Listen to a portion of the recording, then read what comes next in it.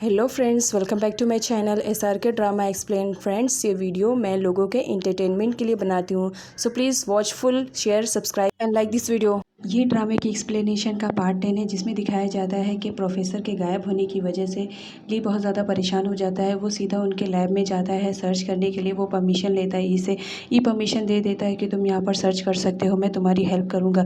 But ली को वहाँ पर कुछ भी इन्फॉर्मेशन नहीं मिलता है, तो वो ई से पूछता है कि तुम्हें कुछ मालूम है प्रोफेसर के बारे में। तो ई उन्हें बताता है कि हाँ, आजकल वो डोरमेंट की बॉडी के बारे में काफ़ी इन्फॉर्मेशन इकट्ठा कर रहे थे। किसी की कॉल पे वो भागे भागे चले जाते थे। इधर थायन को दिखाया जाता है उस एक्सीडेंट के बाद वो लिंजो को 1 मिनट के लिए भी अपने से दूर नहीं रखना चाहती थी।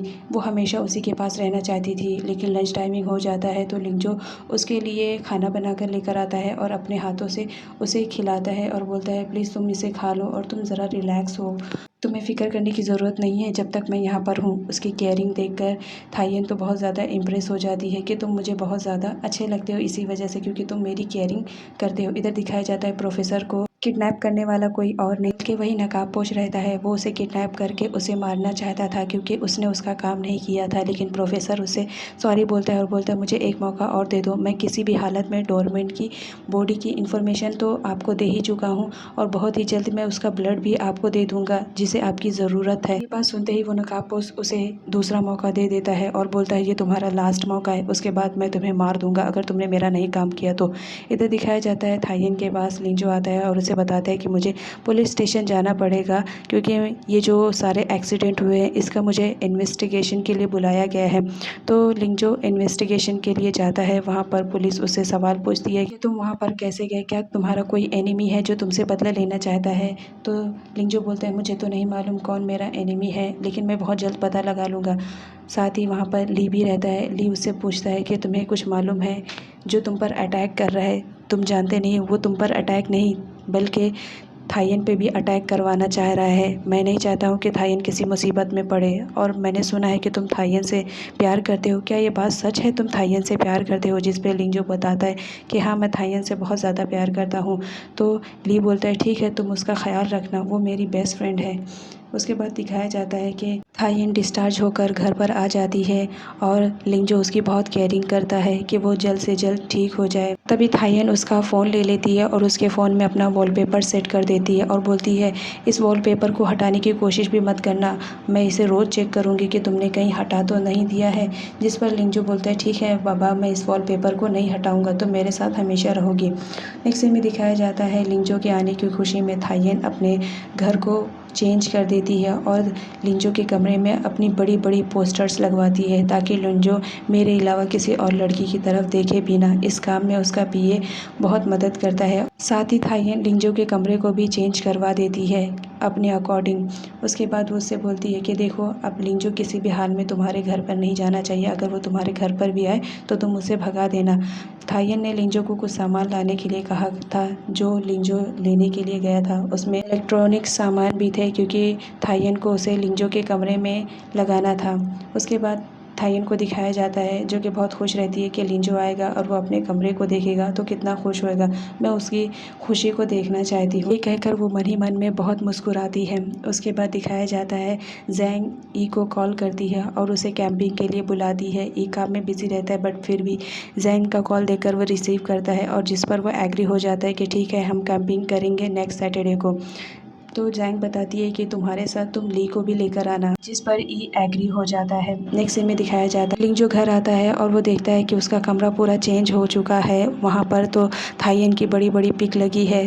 तो थायन उससे पूछती है कि बताओ कमरा कैसा है, जिस पर लिंजो बोलता है हाँ, कमरा अच्छा है। थायन बहुत ज़्यादा खुश हो जाती है कि चलो, किसी को तो मेरा काम पसंद आया, वरना एक मेरे मॉम डैड हैं, उन्हें तो मेरा कोई भी काम पसंद नहीं आता है, चाहे मैं कितनी भी शिद्दत से करूं। उसके बाद सीन दिखाया जाता है ली पर, जो कि इन्वेस्टिगेशन करता है वो कमरे की जहां पर मर्डर हुआ था। वहां पर उसे एक फ़ोटोग्राफ्स मिलती है, वो फ़ोटोग्राफ ही क्लू रहता है मर्डर का। वो उसे लेकर पुलिस स्टेशन में जाता है और बोलता है इसी से ही हमारा मसला हल होएगा। थायन और लिंजो बाहर से आते हैं तो थायन बहुत ज़्यादा थक जाती है और वो बोलती है कि मुझसे एक कदम भी नहीं चला जाएगा, तो तुम मुझे प्लीज़ फ्लाई करके यहाँ से लेकर जाओ। जिस पर लिंजो रेडी हो जाता है। वो आसपास देखता है कोई नहीं रहता है। वो उड़ते हुए टेरेस पर जाता है जहाँ पर थायन ने उसके लिए सरप्राइज़ प्लान किया था। वो देखकर लिंजो बहुत ज़्यादा खुश हो जाता है। वहाँ पर शैम्पेन की बॉटल वगैरह भी रखी हुई रहती है। लिंजो बोलता है तुमने सरप्राइज़ तो अच्छा प्लान किया। थायन ड्रिंक करती है और उसे बोलती है कल मैं सारे मीडिया को ये बोलने वाली हूँ कि हमारे फेक रिलेशनशिप को मैं ख़त्म करना चाहती हूँ, क्योंकि तुम्हारे रिलेशनशिप को लेकर सीरियस हो ही नहीं। वो इतना ज़्यादा ड्रंक करती है और ये बात कहती है कि लिंजो को भी शॉक हो जाता है कि आखिर ये कह क्या रही है। तभी वो बेहोश हो जाती है। लिंजो उसे पकड़ता है और उसे सुलाता है और बोलता है तुम पागल मत बनो, तुम मेरी हो, मैं किसी और को तुम्हारा होने भी नहीं दूंगा। उसके बाद नेक्स्ट डे में दिखाया जाता है थायन उठती है, उसका सर चकराता रहता है क्योंकि उसने बहुत ज़्यादा ड्रिंक करके रखा था। तभी उसके लिंजो की आवाज़ आती है जो कि फ़ोन पर बात करता रहता है। वो फ़ौरन दौड़ते हुए जाती है, कान लगाती है कि लिंजो बात क्या कर रहा है। तभी लिंजो बाहर आ जाता है। थायन बोलती है ये तुम्हारे लिए पानी लेकर आई हूँ, ठंडा ठंडा है, प्लीज़ इसे पी लो। लिंजो बाहर आता है और बोलता है ऐसे ही किसी की बातों को सुनना बैड मैनर्स होता है, क्या तुमने सीखा नहीं है। तभी वो बताता है कि मैं कहीं किसी काम से जाने वाला हूँ, जिस पर थायन बोलती है कि तुम मुझे भी प्लीज़ अपने साथ लेकर चलो, मैं भी तुम्हारे काम में हेल्प करना चाहती हूँ। लिंजो और थायन के मॉम डैड ने डिनर पे इनवाइट किया था। दोनों आते हैं। डैड तो बहुत ज़्यादा खुश होते हैं कि हमारे सन इन लॉ फर्स्ट टाइम हमारे घर पर आए हैं, मैं तो उन्हें अच्छे से सर्व करूँगा ताकि वो खुश हो जाए, क्योंकि लिंजो ने उन्हें कार जो गिफ्ट किया था उसकी मम्मा भी बहुत ज़्यादा इम्प्रेस रहती हैं। ये देखकर थायन बहुत ज़्यादा खुश होती है कि चलो कोई बात नहीं, मेरे बॉयफ्रेंड से सारे लोग हैप्पी तो हैं। जिस पर उसकी मॉम बोलती है कि तुम लोग शादी कभी करने वाले हो। थायन बोलती है हम लोग बस थोड़े दिनों में शादी करेंगे। इधर दिखाया जाता है लिंजो बहुत ज़्यादा ड्रिंक कर लेता है जिसकी वजह से वो सो जाता है। थायन आती है, उसे मस्ती करने का सोचता है तो वो उसके बेड पर जाती है और बोलती है कि ठीक है अब मेरी बारी है, तुम मुझे हमेशा परेशान करते हो, इस बार मैं तुम्हें परेशान करूँगी। और उसके कपड़े को हटाकर उसे गुदगुदी करने लगती है, जिस पर लिंजो की आँख खुल जाती है और वो उसके हाथ को पकड़ लेता है और बोलता है तुम करना क्या चाहती हो। जो सोया नहीं है ये देखकर वो वहाँ से भागने की कोशिश करती है। तभी लिंजो उसे पकड़ लेता है और उसे किस कर लेता है। थायन तो पहले मना करती है लेकिन लिंजो किस कर लेता है, जिस पर थायन भी उसके किस को एक्सेप्ट कर लेती है। सुबह होती है, थायन की आँख खुलती है, सामने लिंजो को देखकर वो बहुत ज़्यादा शॉक्ड हो जाती है और बोलती है कि तुम मेरे बेड पे क्या कर रहे हो। लिंजो बोलता है ये मेरा बेड है, जिस पर हड़बड़ी में वो उठती है तो नीचे गिर जाती है। लिंजो बोलता है इसे क्या हुआ, रात में तो अच्छी खासी सो रही थी, अभी क्या हो गया है। उसके बाद थायन को दिखाया जाता है। थायन इतना ज़्यादा शर्मा जाती है कि वो बेडशीट ही लेकर भाग जाती है। थायन बहुत ज़्यादा डर जाती है कि लिंजो कहीं उसे मारे ना। लिंजो आता है और बोलता है कि क्या मैं तुम्हें बाइट करूं, जिस पर थायन बोलती है नहीं तुम प्लीज़ मुझे बाइट मत करो, तुम एक मॉन्स्टर हो, अगर तुमने मुझे बाइट किया तो मैं मर जाऊंगी। लिंजो उसे डराने की कोशिश करता है बस। थायन जिस पर डर जाती है और बोलती है प्लीज़ मुझे माफ़ कर दो, मैं तो बस ऐसे ही मस्ती कर रही थी, तुम जो कहोगे मैं तुम्हारा कहना मानूंगी, प्लीज़ मुझे बाइट मत करना।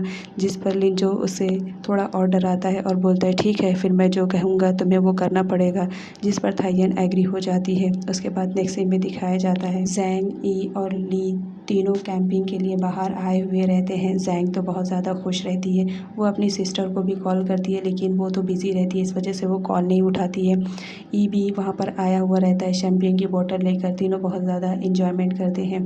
तभी जैंग उन दोनों की फ़ोटो खींचकर थायन को भेजती है और बोलती है कि देखो हम लोग कितने अच्छे से कैंपिंग कर रहे हैं। थायन को बहुत ज़्यादा जेलस फील होती है कि मैं उस कैंपिंग में इन्वॉल्व नहीं हूँ, तुम अकेले ही मज़े कर रही हो और मैं तो यहाँ पर नौकरों की तरह ट्रीट की जा रही हूँ। उसके बाद तभी वहाँ पर लिंजो आ जाता है और बोलता है कि तुम अभी तक बात कर रही हो, चलो मेरा सामान तुम्हें लाना है। जिस पर लोग मॉल जाते हैं। लिंजो तो शॉपिंग पे शॉपिंग करता है और वो सारा सामान थायन को देता है उठाने के लिए। थायन बेचारी सारा सामान उसे ही उठाना पड़ता है और साथ ही साथ उसको बिल भी पे करना पड़ता है जो सारी चीज़ें लिंजो ने बाय किया था। उसके बाद लिंजो बोलता है ठीक है अब चलो यहाँ से, हमें मूवी देखना है। लाइन में थायन खड़ी रहती है पॉपकॉर्न के लिए और लिंजो तो अपनी फ़ोटोज़ ही लेने में बिज़ी रहता है। उसके बाद थायन टिकट लेती है और मूवी देखने के लिए दोनों जाते हैं। लिंजो भी इंजॉय करता है और थायन भी इंजॉय करती है।